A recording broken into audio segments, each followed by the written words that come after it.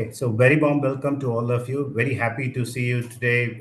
We have more than 500 plus participants joining us today for an interesting webinar series named like From the Frontlines, focusing on patient safety and infection prevention practices in real world in Indian settings. We are having great thought leaders to share their visions and how they have ensure that the success stories are very good and easy to implement in the facilities what you are trying to improve. So briefly, let me give a short introduction about Shulke. So we are more than 135 years organization founded in 1889 by two scientists.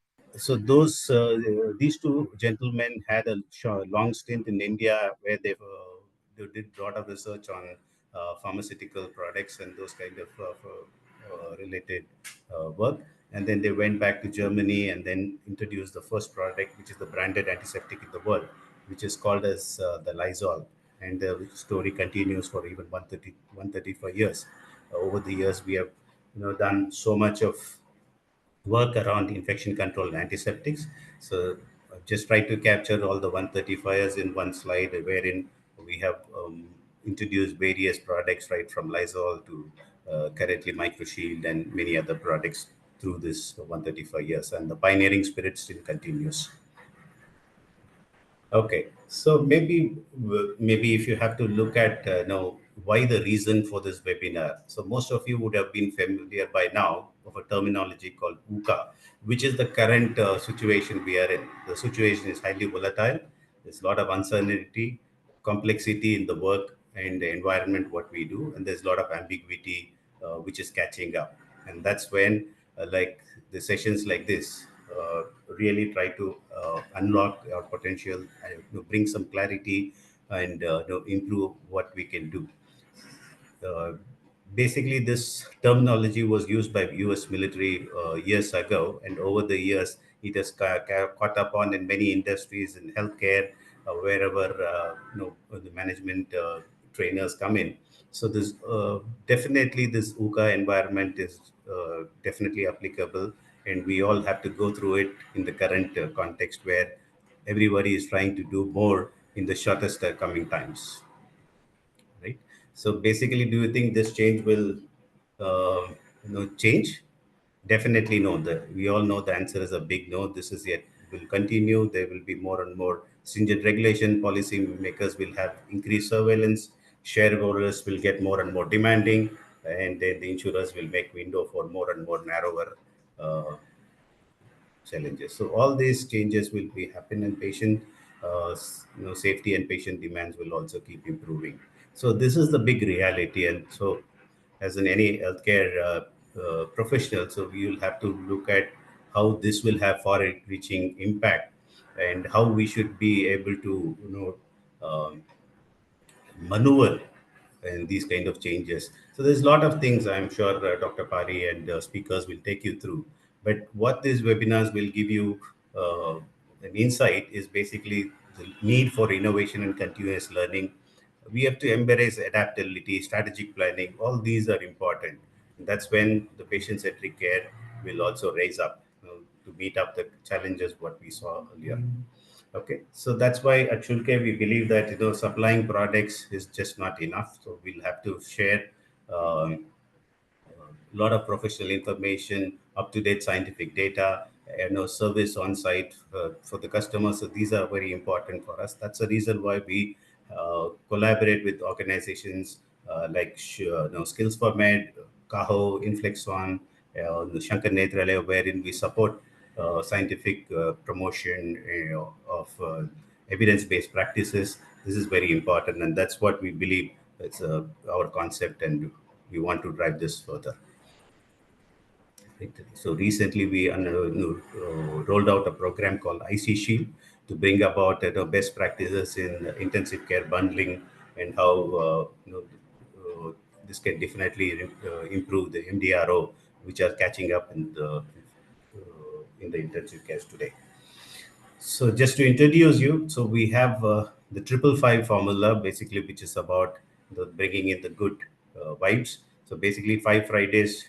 Today is the first Friday. We have five thought leaders today. We have Mr. Vinodh, Group Nursing Director of Medanta Medicity today, who will be sharing his success stories. And after the following four sessions, we'll have Sister Saibala, Ms. Vidya Mani, Captain Madhukari, and Dr. Sagar taking you through different aspects of infection prevention and patient safety.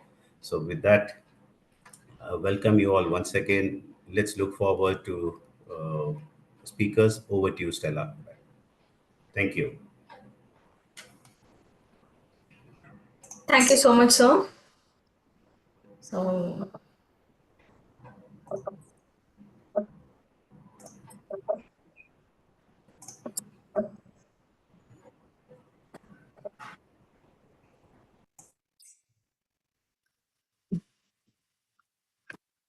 let me present my screen completely.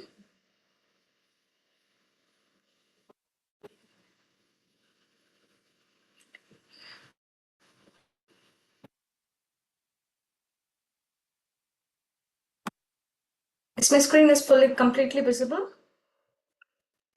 Yes, yes. Yeah. Thank you so much. Okay. Again, a great welcome to everyone. So, before starting up with the session, I would like to take through you all about quick introduction about the Skills for Med. So, all our Friday webinars are supported by Healthcare Sector Skill Council (HSSC).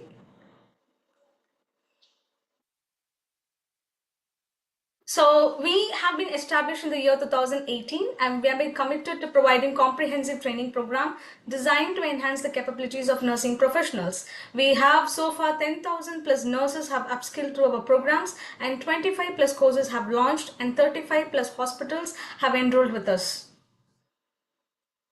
And also about our Skills for Med learning pyramid. So what is this about? It is kind of a ladder for the nurses to achieve the leadership level. So it starts from stage one. So stage one talks about the service excellence skills. That is, for example, I would like to give you a few examples of the programs what we do here. It is about the professionalism, communication, and about the etiquette. And next level, you will be going on with the stage two. It's about core patient care skills, and that is about basic nursing procedures and about the nursing care documentation, etc. and etc. So after the stage two, you'll be converting as a clinical expert, and now next it would be like about your specialization skills in stage three. For example, critical care course, or about infection control nurse course program, and also about emergency nurse course and labor room nursing course. For example, it's all the courses which is covered in the stage 3, where you'll become so deep rooted into the specialization where you are. And stage 4, it is here now about the leadership skills. You are going to decide here whether you're going to take up a role of nursing leadership or into the nursing management. Nursing leadership, it's about the vertical ladder where you will be growing up to the level of CNO, where the nursing management, it's about the horizontal pathway where you yourself gonna to look into yourself into the operations and also as the CEO of the hospital. So this is about our Skills for Med learning pyramid. And this is again an announcement related to the infection control nurse course program, which is a self-paced learning course which is collaborated with CAHO. Probably we are presenting at, and this is the cost which is running right now with the offer price of 17,700 inclusive of GST. The course highlights are so comprehensive, and most of the nurses after undergoing this course have themselves seen the career transition as an infection control nurse, not just as at the bedside. And to know more details about our courses, you can contact, and you can see the number in the display. She is Miss Jayanti, our admin manager, and you also can visit our website, which is www.skillsformed.com. So here comes the first speaker. So I'm so proud to announce Dr. Parivalavan Rajavelu, who is a consultant surgeon of Sundaram Medical Foundation, and he is our founder of Skills for Med. And he is emerged powerful advocate for nursing empowerment in India. He's not only committed to uplift the nurses, and also equally is building systems to uplift the nurses into leadership roles through various structured programs and through his great mentorship and a bold forward-looking vision 2047 for the nurses. And nationally, he is recognized for all his contributions, and Dr. Pari is a national faculty for CAHO and has played a key role in shaping and delivering CAHO certification courses in healthcare quality, medication safety, infection control, and also into the clinical audit systems. These initiatives have impacted healthcare professionals across the country. His leadership extends to pioneering initiatives like CAHO EndoSafe, a national audit-based program that works to enhance endoscopy safety in healthcare centers across India. He also serves as a principal investigator for India's national research on patient reported experience measures in short its frames for endoscopy, bringing patient centered for forefront of surgical practice.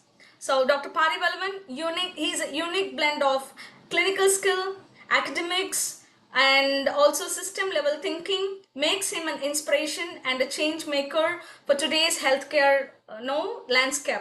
Welcome you, sir.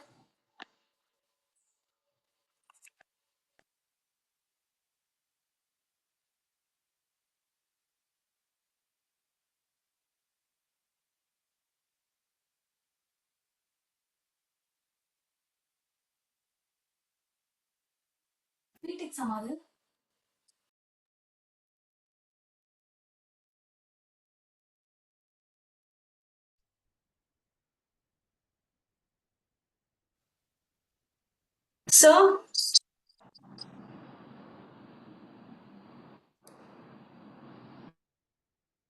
Dr. Pari, you're on mute, I believe. so you can unmute yourself, sir. Yeah.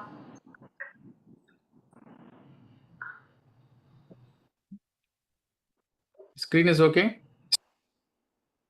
Yeah, yes, sir. Okay, and the spotlight button. No. So you will be able to hear all the introductions part, sir. Yeah, I was able to hear. That's great, sir. Thank you.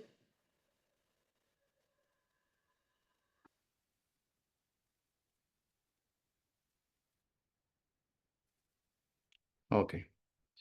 All right, good afternoon, everyone. Sorry. So I think this particular webinar series is very exciting for me because it deals with 5 topics about infection control, which are very, very important. And I really want to thank Shulke for their support for these 5 webinars. And this particular session, we are talking about recognizing the burden of HIA and how bundles help to prevent them. Understand the key elements of the 4 bundles like CLABSI, CAUTI, WAP, and SSI. Share success stories, challenges, and drivers for successful nurse-led implementation. So I'm only going to set the stage, and I'm not going to dive deep into this topic. So basically, I'll just set the stage, talk a little bit about the importance of bundles, and then I'll hand over to Mr. Vinodh, who is the person at the front lines, and he will share his story and his experience about this bundle-based care. So that's the agenda for today. All of us are aware that HAIs are a preventable patient safety problem. So it is actually not seen. No, we don't actually perceive it, but it is like a silent pandemic in our own hospitals. If you look at the data that WHO and CDC are putting out, you can see that there's so much of morbidity and deaths happening that you can actually call it a pandemic. And these cause a lot of problems, but the main thing about this is that they are preventable. And in India, we have a long way to go to prevent these things happening in our hospital. So let's look at the global and Indian context. So in the WHO report on HAIs, they are particularly highlighting the LMIC, that is the low and middle income group countries, that 15 in 100 patients will occur in HAI. So if you admit 100 patients in the hospital, 15 of them will end up with one of the healthcare associated infections. And there is a study by in one of the Indian journals which actually almost mirrors this, and they were talking about 10 to 20% of the patients who are admitted or affected by HAI. Now, in the whole hospital, the ICU is the hotspot. If you look at CLABSI and ventilated associated events, they are actually almost double, ranging from 16 to 40% per 1,000 ventilated days. So this is what is happening at present in our hospitals. And this, unfortunately, increases the cost and the length of stay in our hospitals. Okay, so that is what the problem is. And for the patient, it is a dual burden. One is the suffering, okay, the morbidity and mortality that happens. They have to stay in the hospital for a long period of time, and sometimes they end up with a long-term disability because of these infections. And more importantly, because even as of today, a very small minority actually have insurance in our country. Most people are paying out of the pocket, and these healthcare associated infections are doubling the treatment costs. And many families are becoming bankrupt. And there was again the study which showed a very actually conservative estimate of 87,000 rupees for an ICU infection. That was because no, they had done a mean for both public and private hospitals. But you can imagine if they go to a private hospital, it can be in lakhs. So that is how the economic impact is. Doctor, So, Yeah. sorry to interrupt. Yeah. Yeah. there's some black patches on this slides. Uh-huh. Okay, Uh, so some of the content is not fully shown. Let me close all the presentations. 1 minute.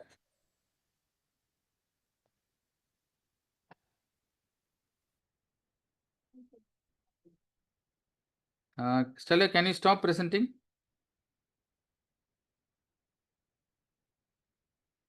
Sorry for this. Let's sort it out.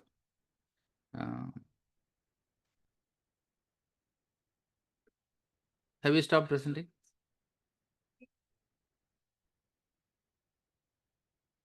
Listen. Just 1 minute.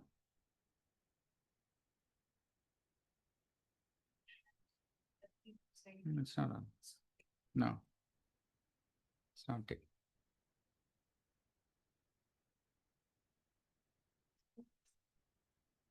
Yeah.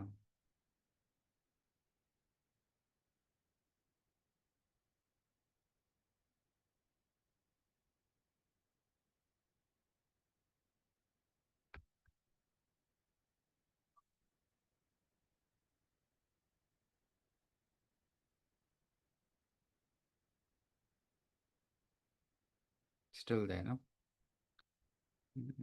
Why didn't you present that? Yeah. Just 1 minute. Let me get one of my team members to present the thing. So I think something, in my computer is causing that.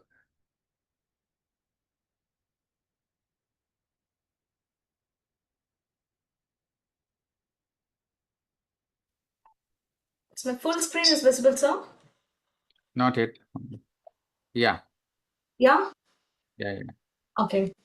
So stop me where I have to stop. So I'll just move the slides now. Yeah. Yeah. Keep going. One more. Yeah. One more. Yeah. Yes. Yeah. Okay. So go back to that slide.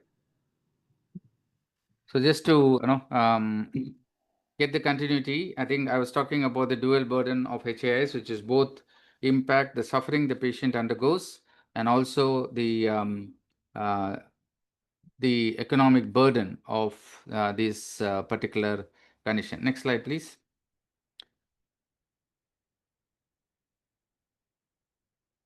See, the other important factor that actually puts sort of googly into this situation is the antimicrobial resistance.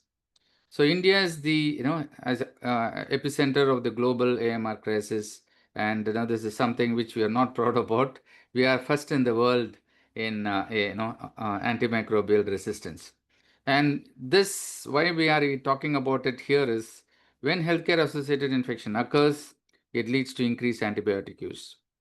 And this drives the antimicrobial resistance, and that makes the HAIs harder to treat. So we give more and more higher antibiotics, and we are caught in this vicious cycle of increasing HAI and increasing antimicrobial resistance. So that is causing this problem even more complex than just the problem of HAI alone. Next slide.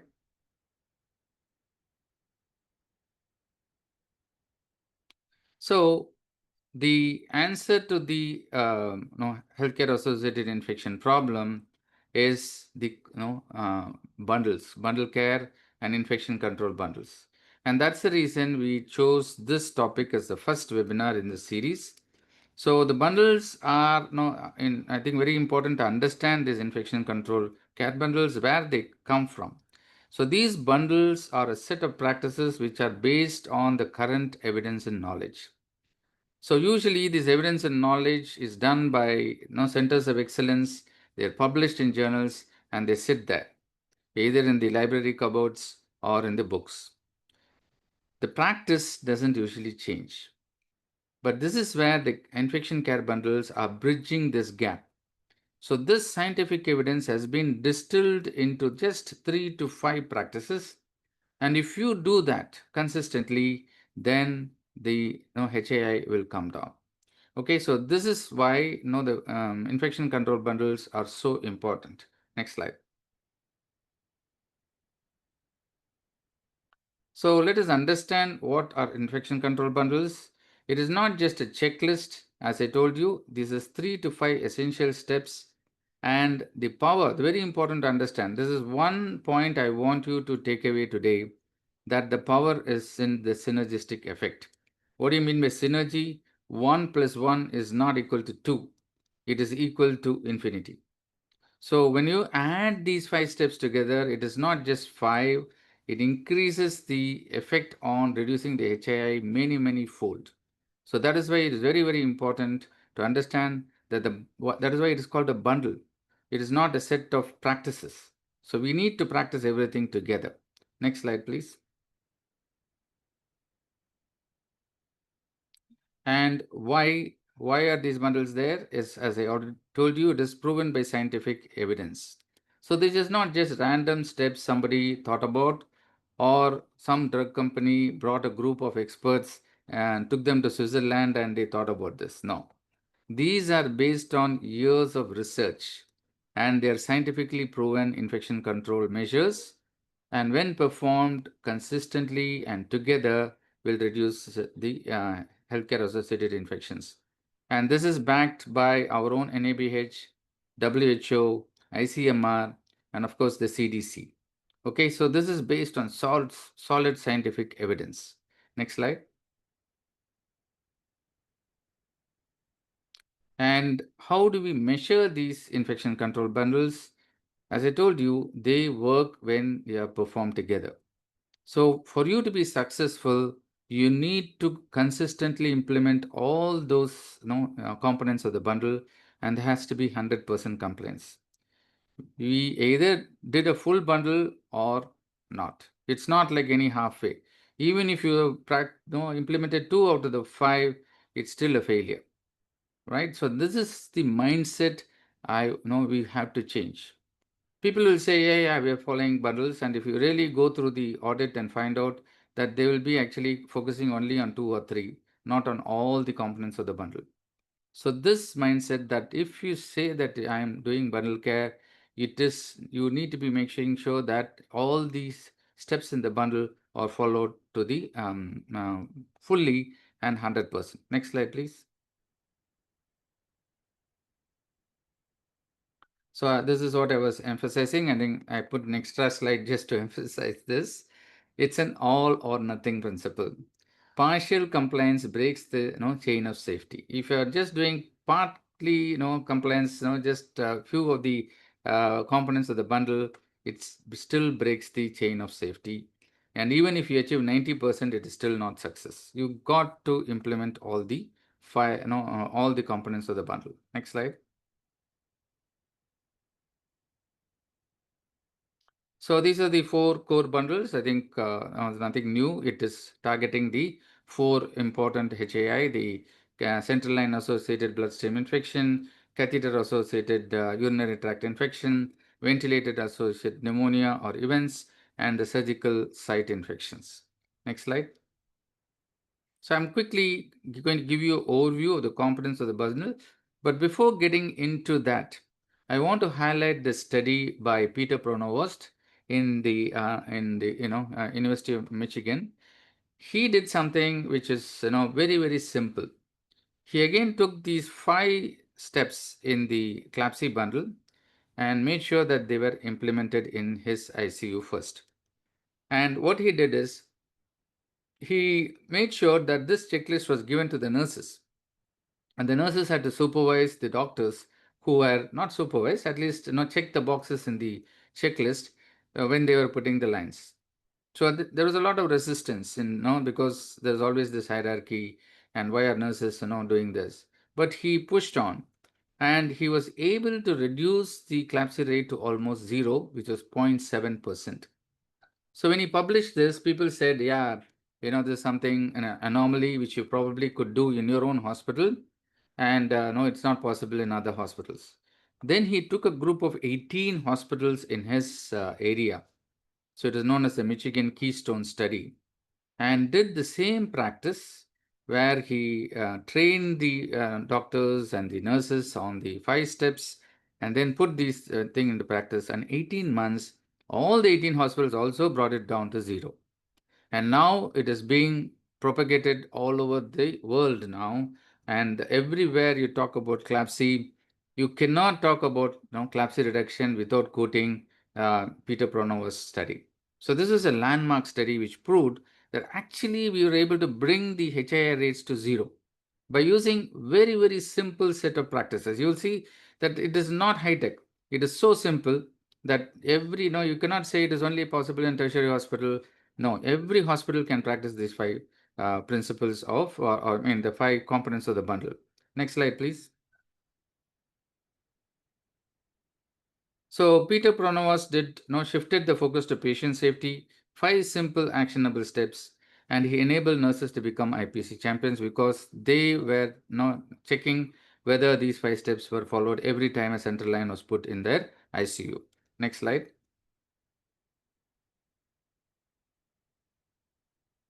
So let me just look at these 5 steps. Hand hygiene. Hand hygiene means it is not just putting hand rub into your hand. This is a proper surgical hand scrub. You got to scrub up to the elbow, just like as if you are doing the surgery. And the second is maximal barrier precautions. Again, no putting a central hole around the CLABSI. You do a draping from head to toe as if you are doing surgery. So if you look at the ANTT principles, you have the sterile and clean procedure.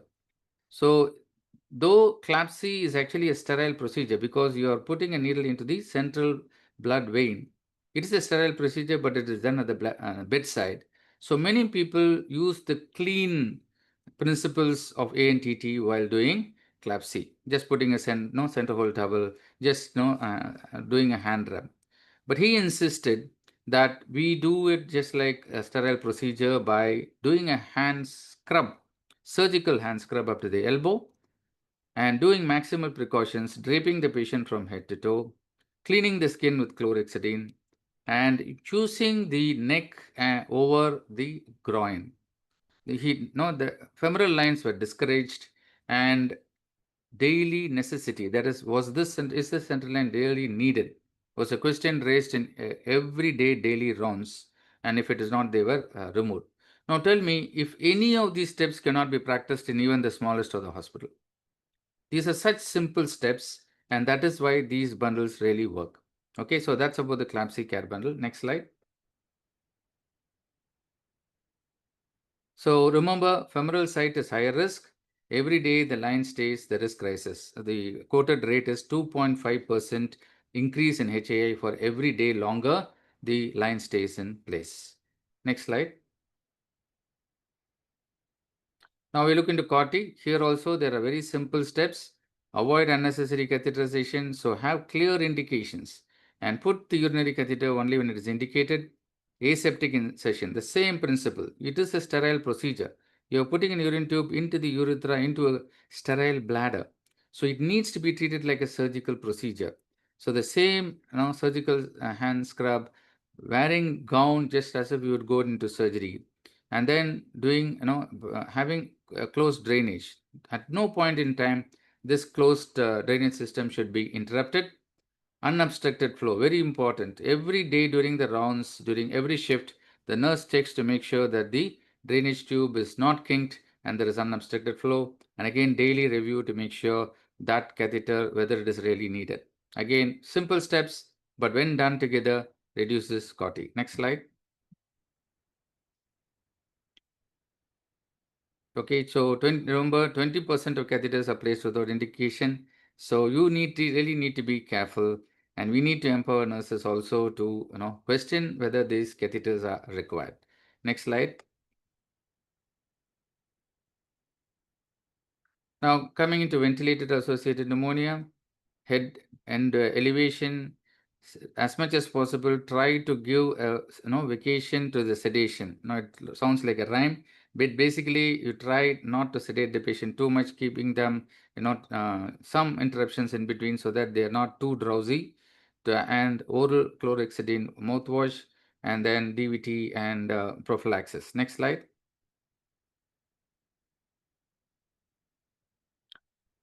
Now, is a combined responsibility of nurses, respiratory therapists, and doctors. So it is a teamwork.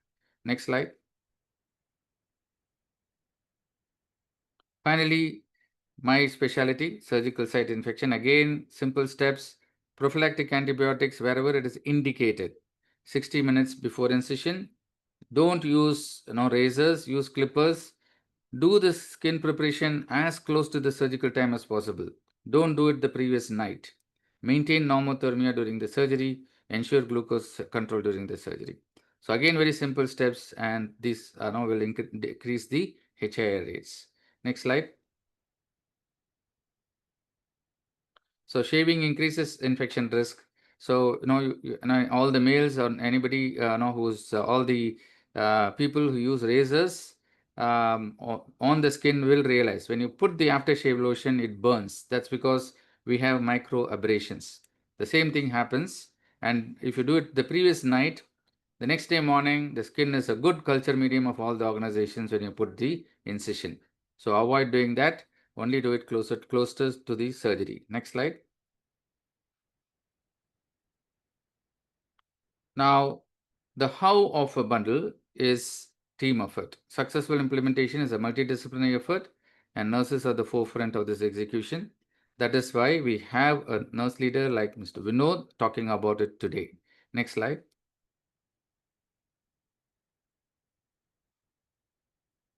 So there are barriers to implementation: overcrowding, supply gaps, staff turnover, policy practice gap. So this is the infection control nurse who's very angry that the nurse did not do the bundle care. But this is the reality, and you can we have sort of put the mind voice of that poor junior nurse here. I know it is wrong to skip the steps, but I'm caring for 12 patients with just one helper, right? So basically, we have problems. So it is nice for me to stay, say, oh, this is very simple, no, we can do it. But at the bedside, there are so much of problems. And that's the reason we have Mr. Vinodh here, who will talk about the actual problems and what are the challenges when in their hospital, they implemented these bundles. So that's the most important thing which we are going to learn today. Next slide. So these are the pillars of success. Leadership is very important. Multidisciplinary HIC team, continuous training, audit and feedback, empowering nurses, and adapting to local needs. Very, very important. Don't just borrow from another hospital. Every hospital is different. So we may hear from Mr. Vinodh's experience, but when we take it, we need to adapt it to our own local culture. Next slide. So nursing leadership is the front line. We all know that the infection control nurse is the captain, but he or she has to look after 250 beds. It's not possible, and that's where the link nurses come in to decentralize the ownership. They have the ownership at the ward level, and that's how success can be promoted. Next slide. So friends, points to remember, HAIs are common, and deadly and preventable. Very, very important. Remember that. Bundles should be 100% reliable. If not, it's not actually successful. And nurse leadership is the critical driver, and the implementation depends upon the culture, the systems you put in, and how you adapt to the local milieu. Next slide. So one misstep can cost a life, but one empowered nurse can save it. So I think, Stella, I now invite you to introduce a speaker, and then Mr. Vinodh will take over this session. Thank you so much. Thank you, sir. Thank you so much for your great insights towards the care bundle maintenance and especially about the pillar of success. So now it is the time to invite our speaker, Mr. Vinodh Krishnamoorthy, Group Director Nursing from Medanta Medicity. And he is a certified professional with a rich blend of qualification including BSc Nursing, MHA, MBA, HM, CPHQ and NABH Assessor. He brings with him a wealth of experience from his role as Head Quality at Deepam Hospitals, Chennai. Mr. Vinodh has an exceptional track record in driving hospital accreditation and quality improvement initiatives. His expertise encompasses healthcare quality management, hospital operations, training, and internal auditing. He also played a pivotal role in implementing clinical governance frameworks and patient safety strategies. With his deep understanding of national and international healthcare standards and his passion for building a culture of safety and excellence, we are sure his insights will be immensely valuable to all of us here today. Welcome you, sir, and over to you. Thank you, Stella.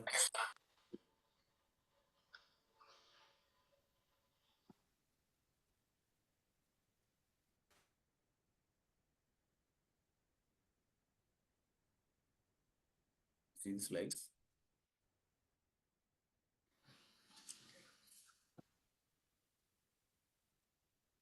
Yeah, you just need to go on presentation mode.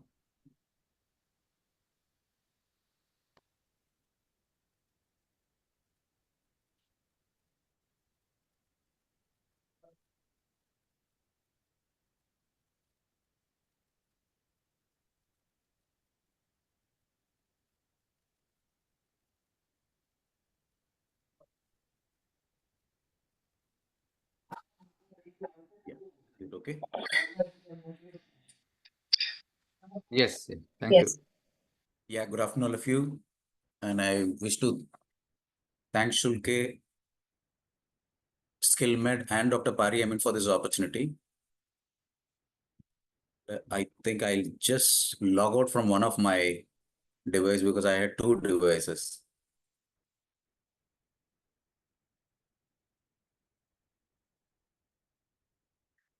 Okay.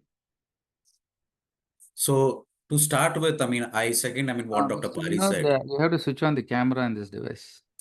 No, the camera is not functioning. So that's why I had to log out from the other device. Oh, okay.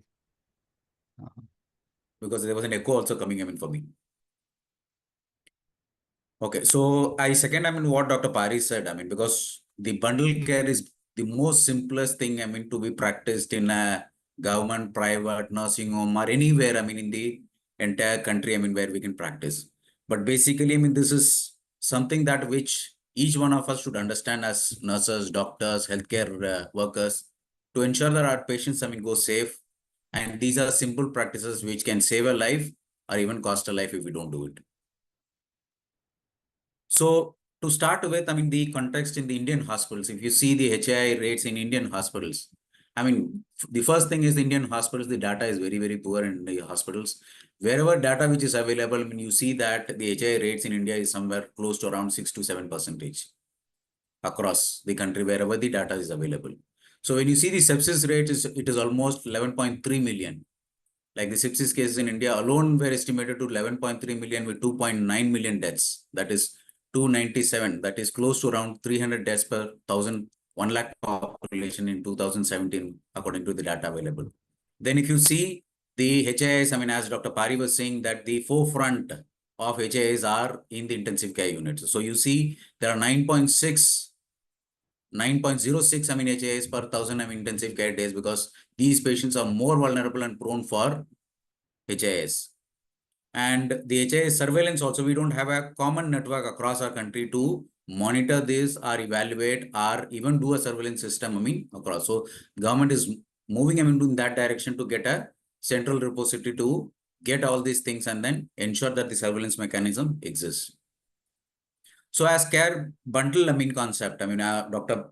Pari very well explained that what is a bundle. So bundle is nothing but there are 4 or 5 activities you put together, and then, I mean, you create a checklist so that you don't forget to do things. So as nurses, I mean, when you go start working on ground, I mean, there are, as Dr. Pari was saying, that if there are 5 elements, I mean, in a bundle, if you even miss even a single bundle, like the most simplest, I mean, thing, then, I mean, it is not effective. So you have to practice yes or no. So there's nothing called as partial. So it is either yes or a no. So bundle is basically 3 or 4 activities put together and then you start practicing. And this basically is a multidisciplinary approach. Like for example, I mean, the WAP bundle requires a respiratory therapist also to get involved, I mean, in the bundle care to be performed. So this, along with, I mean, a team-based approach will definitely ensure that the patients, I mean, go safe from our hospitals. So let's see what are some of the best practices and guidelines. I mean, the first thing is on central line associated bloodstream infection. So central lines are commonly used in intensive care units and even in the non-ICU population, like the dialysis units or a intraoperative unit, oncology patients where you have a PICC line. So these are some of the patients who will have a central line. Now, whenever, I mean, we have any kind of line, a central line or a catheter, there are 2 things, I mean, which you actually monitor as part of a bundle care. One is the insertion, I mean, protocol or guideline, what is being followed, and the maintenance of it. So insertion is basically, I mean, this is more towards, I mean, where a doctor inserts a catheter or inserts a line, I mean, where the surgical complete aseptic techniques are followed. So basically maximum sterile, as Dr. Pari covered it, I mean, you should be having a surgical mask, surgical gloves, wear a complete gown, drape the patient completely, and you're doing a complete sterile procedure when you insert a central line for a patient. So it's not that, I mean, you do a hand wrap, pick up a gloves, wear it, and then start doing a insertion. So because this also can create infection, I mean, for patients. So the next level is basically to ensure how do you maintain this line. So this also, like maximum sterile barrier precaution while maintaining the hand hygiene, the simple and most important technique to practice hand hygiene. Then disinfect the catheter hub whenever you use it, and close the catheter hub always when it is not in use. Use a dressing site material, I mean, which are approved and authorized in your own hospital, and where you find that these dressings are not touched with bare hands unless it is a emergency situation. Even in emergency situations, see that, I mean, you don't create infection, I mean, for patients. And the most important thing is to ensure that daily review whether the catheter is required in situ or not. So this review is the most important thing. I mean, if you consider 3 or 4 activities, I mean, during the bundle, this is something which is most important. I mean, talk with the doctor, discuss with the infection control nurse, and ensure that is it required really, or is it supposed to be removed? So some of the benchmark, I mean, if you see the CDC benchmark, if you see, there are 2.6 HAI, the CLABSI, I mean, out of 1,000 central lines, I mean, and the NHSN benchmark of 95th percentile this is the benchmark of 2020, I mean, according to CDC. And INAC, I mean, if you come to India, the INAC, I mean, shows 5.1. I mean, you can see 2.6 to 5.1, I mean, in India, wherever the data is available. This is only according to the data which is available. And in the Indian rate, if you see, I mean, it is close to around 8 to 12 per 1,000 central line days. The next thing is catheter-associated urinary tract infection. Again, the same thing goes on. How do you do an insertion technique and how do you do a maintenance bundle? So the most common HI, I mean, you see in a hospital is catheter-associated urinary tract infection. This definitely increases the cost, this definitely increases the hospital stay for the patient, and obviously the morbidity also. Now, in the insertion bundle, what are the simple things, I mean, which you need to maintain? The maximum sterile or barrier technique, I mean, when you insert, I mean, the catheter, competencies, I mean, documented competencies. Basically, I mean, the person who's trying to insert the catheter has to be competent enough to ensure, maintain a complete asepsis while you do the procedure. And then there is an unobstructed flow for the urine. I mean, there is no kink, the bag is not, I mean, above the waist level. So these are some of those things that which has to be maintained.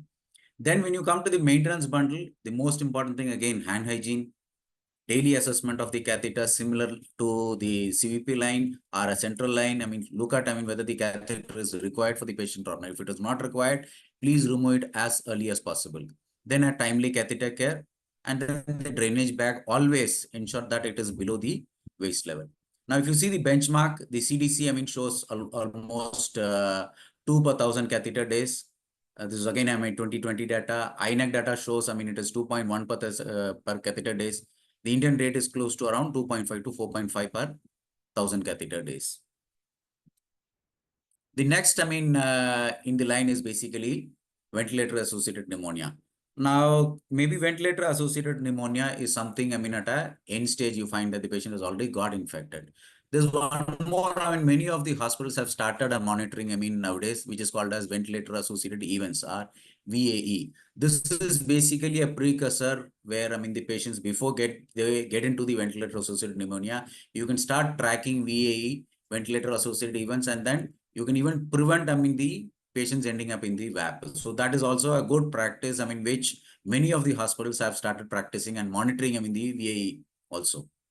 So again, for this, hand hygiene, I mean, prior and after the procedure, head and elevation, I mean, as far as possible, if there are no contraindication, you maintain at least from 30 to 45 degree. Timely oral care is one of the most important, I mean, for patients, I mean, with VAP. Initiation of safe parenteral nutrition, then sedation vacation. Sedation vacation is basically you try and avoid sedation for patients as far as possible, unless, I mean, it is a complete requirement for patients. Then DVT prophylaxis is another most important thing where patients, because these patients are lying for a long while with no movement. So DVT prophylaxis is one of the most important thing, I mean, where you ensure that the patients do not end up in embolisms. Then weaning protocol, you plan the weaning protocol and start, I mean, testing on patients, and then do those weanings as per the plan. Now, VAP occurs almost in 20% of patients who receive mechanical ventilation. This is again some data which shows, and definitely it's a huge financial burden for patients. And when you see the mortality rate, I mean, for patients who get VAP, it is almost 20 to 50% of the total deaths, I mean, which happens and with VAP. Then VAP also is preventable when we start practicing, I mean, the bundle care, I mean, for patients. Again, the benchmark VAP is basically the CDC. You see, I mean, 2.1 per 1,000 ventilated days, which is again a 2018 data. The INEC data shows, I mean, which is very high, is 9.4 per 1,000 ventilated days, and the Indian data is almost 6.4 per 1,000 ventilated days. And maybe the next slide, I mean, the surgical site infection, I think the slides are missing here. Maybe I'll just discuss the surgical site infection as Dr. Pari was saying. I mean, surgical site infection. Now, the most common thing which we find in India is that among the HAIs, the most neglected part would be the surgical site infection, because surgical site infection, I mean, you see that you track the patients for almost a month, and where patients, I mean, got a implant device, you almost, I mean, track the patients for almost 3 months or 90 days, which is humanly not possible. Even in a private hospital, tracking these patients are very, very difficult. And when you consider bundle for these patients, yes, the simplest thing is do not use shavers, use clippers. I mean, for this patient, use a CHG, I mean, based rub to scrub the patient, maybe the evening before the surgery and the morning of the surgery. I mean, which is again a good practice where you will ensure that the prevention of surgical site infection happens, I mean, through these techniques. Then 60 minutes before the incision, I mean, giving a prophylactic antibiotic according to the hospital, I mean, policy, I mean, what you have.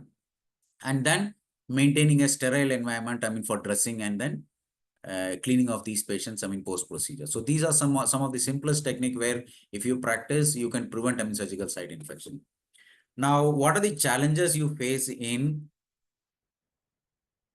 practicing this bundle care, I mean, in the hospitals and ensuring the patients do not get, I mean, HI. Resource constraint. Basically, I mean, these resource constraint can be, I mean, through staff, can be the staff, nurses. Basically, you don't maintain a normal R and accepted a nurse-patient ratio. So obviously, I mean, this could be a challenge, I mean, for patient care.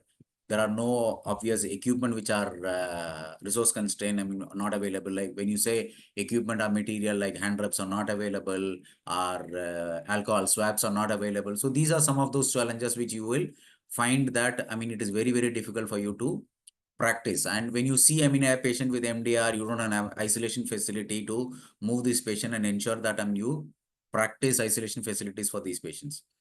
The second thing is, I mean, if you go to a private hospital, you still consider, I mean, it to be a maintaining, I mean, quality in private hospitals. But when you look at the public hospitals, because of the overburdened, I mean, patients in the hospital and the lack of healthcare manpower, I mean, in the hospitals. So practicing this and ensuring, I mean, these are a big challenge. Again, I said, I mean, the nurse-patient ratios, then staff. Now, doctors and nurses in India, if you see, the private hospitals, if you see the nurses attrition, I mean, ranges between 50 to 80%. Doctors attrition at a junior level ranges between 80 to 100% also in some of the private hospitals. So this is becoming a huge challenge, I mean, for us in our country, especially in the private hospitals where people demand, I mean, service, and then you are supposed to maintain, I mean, that quality. And when there is a high turnover, training the staff, and then the staff coming, I mean, to that level of handling, I mean, patients is a big challenge. Then inconsistent surveillance systems, again, there's no manpower, or people, I mean, do not do surveillance, I mean, exactly as per the expected policies and protocols of the organization. This is again a challenge. And the last but not the least, overuse of antibiotics. You see, I mean, in our country, I mean, even antibiotics are even sold, I mean, over the counter. So this is again a big challenge, I mean, because we are entering into the antibiotic, I mean, resistance, I mean, which is a big problem in our country also, because you see that patients, I mean, end up taking, I mean, antibiotics with a 3 or 4 and even in 5, I mean, in some instances, which is a huge challenge, I mean, where to ensure that the antibiotic stewardship program is a challenge, I mean, in every hospital. So again, I mean, the high patient load, limited trained staff. Now, what are the impacts of these things? This is basically the impact is difficult to monitor and ensure the compliance. Then there are inadequate supplies for asepsis. You don't have a sterile gown or a gloves. I mean, for practicing, I mean, the aseptic techniques. And then data collection is also a big challenge. I mean, because when you don't have less of manpower, the data collection is also, and the way we collect the data is also a big, I mean, challenge, because each one of them, I mean, if they don't follow the protocol of data collection, then, I mean, it is basically an individual's subjectivity which comes into the data. Now, this is an interesting study which I found, I mean, where it was done in 26 tertiary hospitals in India. And if you see the findings of this, I mean, 26 hospitals. So they found that 262 healthcare associated bloodstream infections were found, I mean, in this, when they started tracking, and 737 healthcare associated UTI was a common, I mean, thing from the 89 intensive care units. And this is between 1.5 year data. So if you see, central line associated bloodstream infection rates were the highest in neonatal ICU, which is almost greater than 20 per 1,000 central line days. Then catheter-associated urinary tract infection were the highest in the pediatric medical ICU, which was almost 4 to 5 per 1,000, I mean, urinary catheter days. So this actually, I mean, shows that the kind of prevalence of, I mean, healthcare associated infections in our country in the hospitals, both in private and in the public hospitals. Obviously, private hospitals try to maintain, I mean, things in a better way, I mean, because of the availability of resources, because of the availability of infrastructure, because of the availability of manpower and all those things.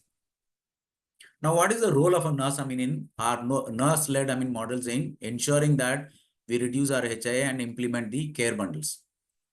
As Dr. Pari was saying, I mean, see, this basically infection control in a hospital can only go through from a top-down approach. the leadership has to be taking the responsibility and ensuring that infection control or patient safety is the prime or paramount importance, which flows from the leadership. And you actually, when the leadership is committed to this, you will also create a policy which is ensuring that, these things are on ground and there is no way of going away from it. So then, once, you create a policy, then the staff training and education is the second thing, which is most important, for people. As I said, that the attrition level, in our country, in a private hospital is huge. So if you don't have a robust, training, education and training, in the hospital setup, it is very, very difficult to ensure that these kind of care components are practiced in the hospital, and then standardize the care. So this is also you find, in many of the hospitals, where the practices are not standardized. Like, if you enter into the ICU, the medical ICU might have a slightly different practice, surgical ICU might have a different practice. So if we can avoid this and have a standard care across the hospital, so it is easy for the healthcare workers also to ensure that, because even, because of the shortages, people from one area to the other area, when they go and start working in the other ICUs, it should not be a challenge because you have a standardized care across the hospital. Now, what are the key components for successful implementation? One, I told you, education and training. There has to be a robust mechanism of training, for these things. And these trainings have to be ongoing and consistent. There has to be refresher trainings, as per the requirement, not restricting that, okay, we'll do once in 6 months or once in 3 months. It is basically need-based. Then there has to be clear guidelines and protocols. This is something that, the leadership has to ensure that the guidelines are very clear and the protocols are ensured that, the protocols do not have any ambiguity, in creation. Then regular feedback and data collection, basically, you see the infection control nurses collect the data for the hand hygiene compliance or, the environmental surveillance. So these are some of those things that once they collect, there is a regular feedback to the team also that, okay, your compliance on these things were this, for this month, and these are the actions, to be done, to improve, in the next month. So these are some very, very important thing, for the team who's working. Then leadership and support, as I said.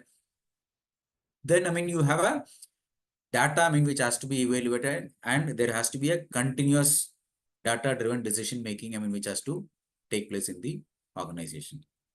Now, how do you sustain this change? Basically, creating a culture in the hospital for patient safety and ensuring that, the thrust is on infection control, because infection is something that, which can save a life or also lose a life, this thing. Then definitely capacity building because of the attrition, what I told you, and then a collaborative, and a benchmark, what you create for your hospital, and then chasing, those targets, which you set for the organization. So in summary, implementing evidence-based infection control bundles can significantly reduce the healthcare-associated infections and improve the outcomes. Now, to ensure success in our hospitals, like we have customized bundles to our local context while adhering to global best practice. This is also something which Dr. Pari said. Please do not pick up, like, for example, you have a very sophisticated private hospital which has got a great practice. No, don't try to pick that practice and then try to implement in a smaller hospital where it is not feasible. So see what is best, for in your local context, and then pick up that practice and ensure, because it does not depend that, a high-fi practice can change, infection rates. Simplest, because all the 5 activities, what Dr. Pari was saying, that can reduce the HAI. So identify what is locally, available for you, or what can be practiced, and then ensure that that is being picked up and then practiced. And then train and empower the frontline health workers. Very, very important. A nurse should be able to question a doctor, or a physiotherapist or a peer nurse, if she's touching a patient without doing a hand hygiene. So this is very much required for the frontline workers. If you don't empower them, then having infection control standards, protocol, policies, guidelines, it's a waste. If you don't empower the frontline workers, then definitely leadership commitment is very, very important to ensure that the patient safety in the hospital is maintained. And then monitor compliance regularly and the outcomes also, and have a data-driven improvements. Rather than having a very subjective on this. Then create a culture of accountability and safety with every single member in the hospitals. And when we do all these things, definitely we can bring down, the infections in our hospitals. And throughout, when we start practicing across the country, we can also ensure that the country also move towards the next level where we try and prevent infections also. Thank you.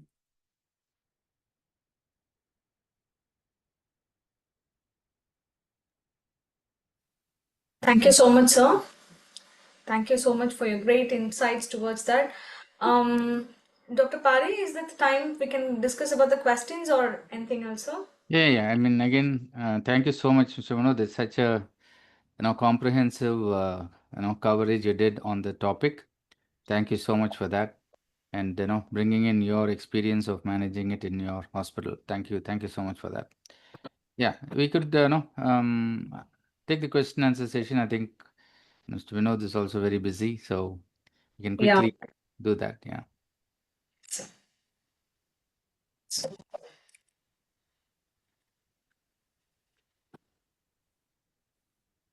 Yes, sir. I have shortlisted the questions here. So I'll just Recording in progress. Okay.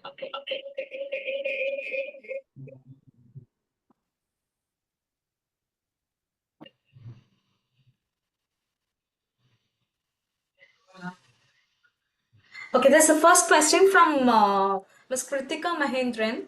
She have asked like any specific guidelines on catheter care for patients with urinary catheter.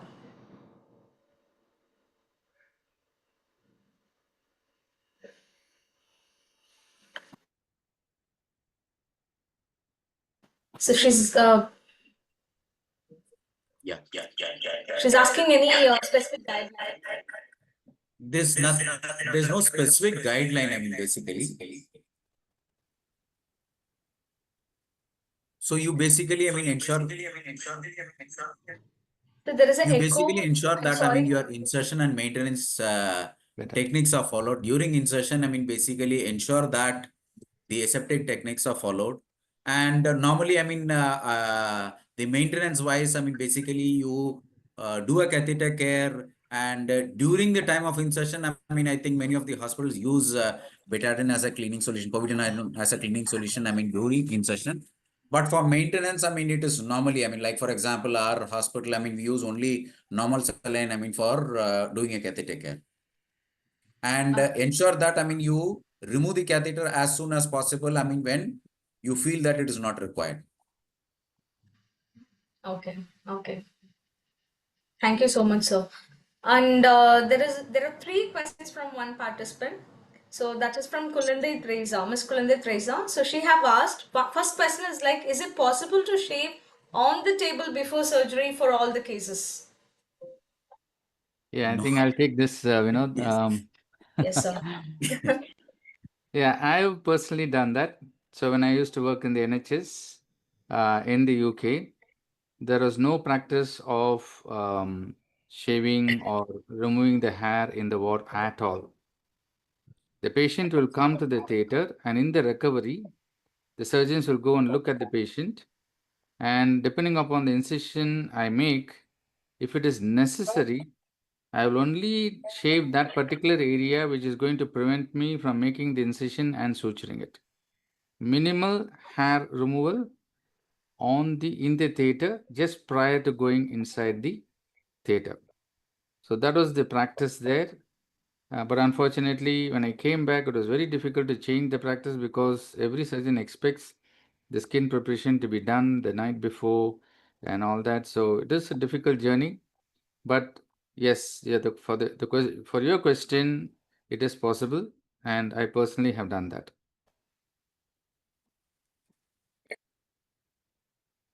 Okay. Then, doctor, I take this opportunity to ask another question which is related to theater. It's about one participant have asked, like Miss Agnes, can you brief about the surgical antibiotic prophylaxis? Is redosing as a need of continuation? Yeah, I think that's a separate webinar by itself. But basically, the principles are very simple. See, you have these 4 types of wound classification: clean, contaminated, and dirty.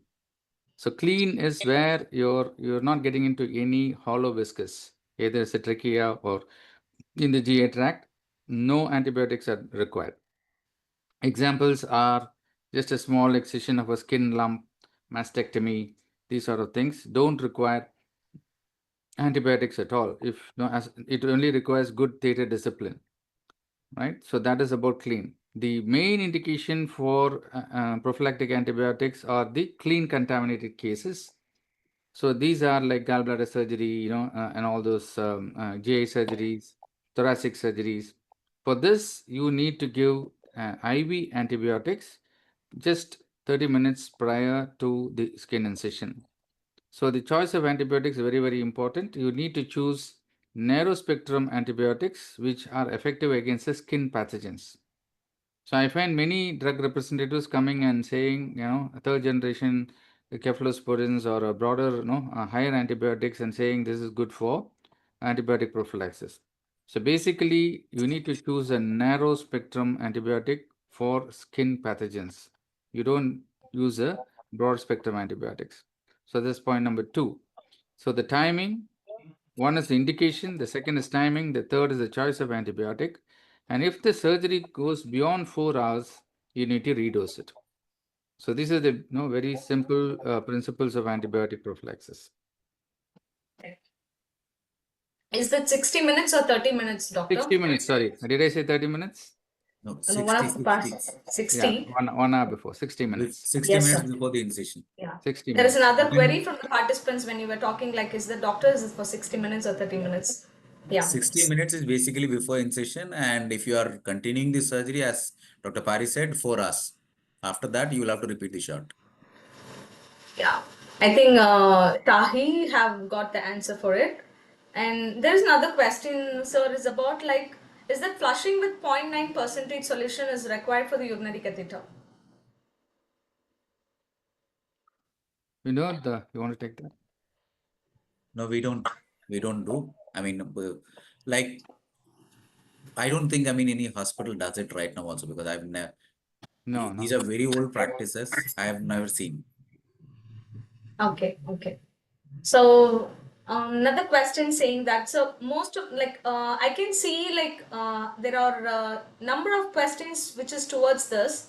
It is about the CDC guidelines says like only soap and water for the catheter care. So not nowhere it is mentioned as normal saline. So they want the suggestion from you like for this.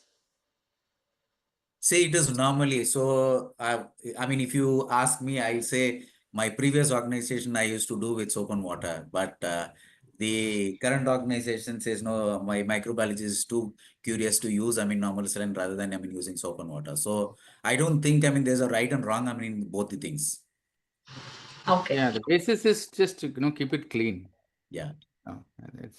That's all. Okay. Okay, sir. So there is another question from Ms. Namita Barak. Like, how do we differentiate between ventilator-associated pneumonia and a hospital-acquired pneumonia? Like, like most of the hospitals are following VAE algorithm. So should we take it in our HA indicator? So that's the question. It's a good question. I think, we can, because there are standards. Like, I think, now the accreditation bodies like NABH and JCI are also pushing, for monitoring the VAE, as an indicator, in the ICUs. I think, if you start grabbing and accepting this in your organization, start monitoring, it's a good practice. Actually, you can prevent, VAP, when you start monitoring VAE for patients. Okay, okay. Thank you so much, sir. And there is another question, like, is that like ICDT infection also considered to be an SSI? What is I that? think they're talking about, I guess like it is intercostal drainage tube infection at that site. So Yeah, that question, any surgery, no? yeah. As long as you break the skin barrier, so it's a procedure-related infection. Yes. Yes. Yeah. Okay. So they want, one of the participants wanted to know what is the benchmark for SSI and CLABSI?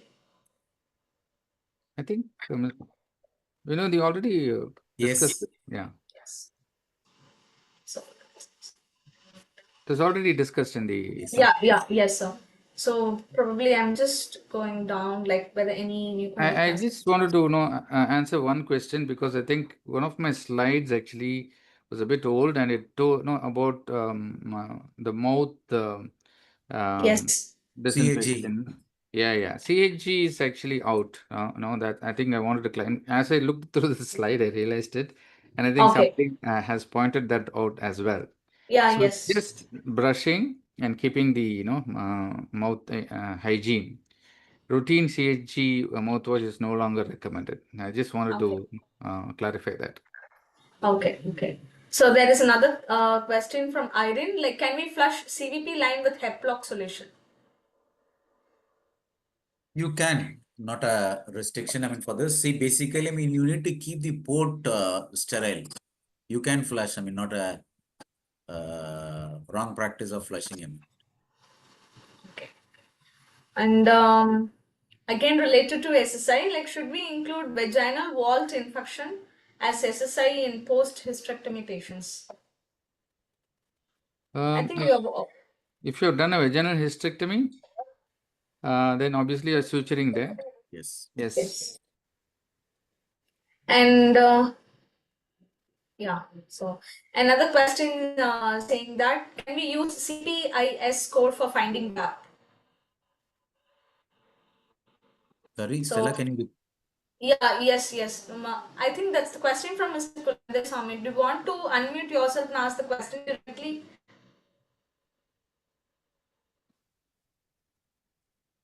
What is the question? You are breaking up. So okay, can we use CPIS score for finding VAP? What is CPI? Yeah, that's why I wanted Kulande like CPIS, I don't know what it is. CPIS score. Yeah. So it would be great, Mr. Kulindeswamy can unmute himself and then you can. So I think Jay, can you please facilitate that? Yeah, he have replied in the chat box saying that clinical pulmonary infection score. Thank you so much, sir. Thank you for responding immediately in the chat box. Yeah. Not So now sure. I that's mean, yeah. not sure. I mean, I have not seen. I mean, this being used in our hospital also. Maybe Dr. Pari, I mean, can throw some No, light on. it's outside my, Yeah. purview. No, and I Okay. think it's Miss Colinde Teresa. I think, Miss Kulinde. Okay. yeah. Yeah. I'm sorry. Yeah. Maybe we'll respond. I mean, later. I mean, Stella, I can go. Yes. I can get through. I mean, from my hospital, and then I can respond. I mean, to you guys. You can pass it on. Sure, sir. Sure, sir. Thank you so much, sir. Yeah. And before proceeding it with, so I would like to inform like all the participants. There is a link has been posted in the chat box. Please click that and fill that form. It's a feedback form, so that after filling that form, you will be getting your participation certificate for this webinar. Are you posting it in the YouTube live? Okay, right. Okay. Yeah. So there are nothing much like different questions, which are more or less like repetitive questions were there. Okay, I'd like to invite then Mr. Rajaraman to say a Yeah. few words.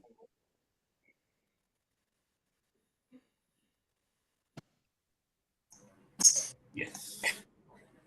I think excellent sessions today and a lot of questions pouring in. I think really happy to have about 500 people join us in the webinar through Zoom and 150 plus people through YouTube Live. I think today's show was houseful. Thanks to Dr. Pari, very much for your thought process in initiating the topics and how do we manage. So I think really appreciate the involvement you and the suggestions from your side, and you Thank really you. Thank you. moderated well. Thank you very much, Mr. Vinodh. I think really good presentation, detailed, and definitely doable practices in Indian context. I think with your experience, you also put it very simple for the participants to understand, and I think take it to their centers. So with that, I think maybe thank you once again, Dr. Pari and Mr. Vinod. So I think Yeah. Stella, over to Thank you. you so much. I think we can leave. Thank you all. I think the team will stay with the Zoom because we need to give the participants some time for them to access the feedback form. So I will let Stella and Jayanti take over this. Yeah. Mr. Vinod, again, thank you so much. Thank you so much, Dr. Pari. Hopefully Mr. we'll meet Rajaram, thank you sometime. so much. Yeah, thank you so Thank you much. very much. Yeah, bye.